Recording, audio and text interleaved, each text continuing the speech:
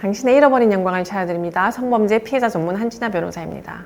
오늘은 우리 피해자들께서 헤르페스 E형에 감염된 경우 가해자를 형사고소하기 위해 입증해야 할 사항들을 알아보겠습니다. 첫째로 피해자가 과거 헤르페스 E형 감염이 없었다는 사실, 둘째로 가해자가 성관계 당시 헤르페스 E형을 보유하고 있었다는 사실, 셋째로 가해자로 인해 전염이 되었다는 인과관계입니다.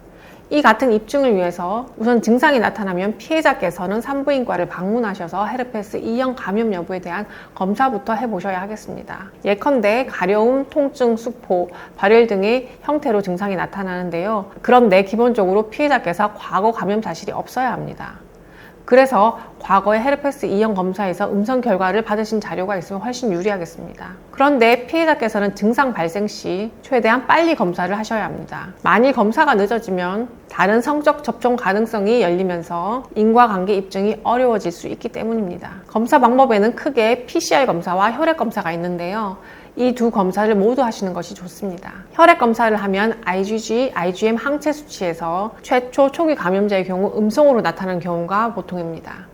이처럼 초기 혈액 검사에서 항체 수치가 음성이라는 것은 피해자가 과거 감염 전력이 없고 최근 감염되었음을 보여주는 중요한 자료가 됩니다. 다음으로 가해자가 헤르페스 E형에 감염되었다는 사실이 확인되어야 하는데요. 수사기관에서는 가해자의 몇 년치 병원 진료 기록을 확인하여 헤르페스 E형 감염 여부 또는 치료 전력을 확인할 수 있습니다.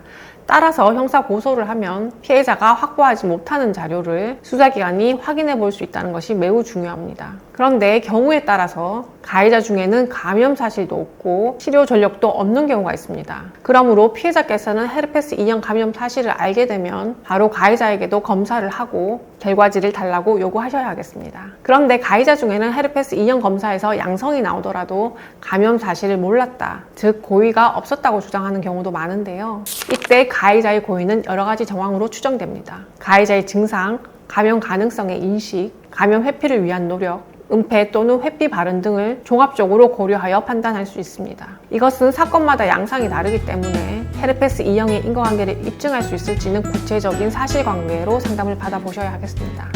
저는 우리 피해자분들 홀로 외로운 일 가지 않도록 함께 하겠습니다. 다음 영상에서 또 뵙겠습니다.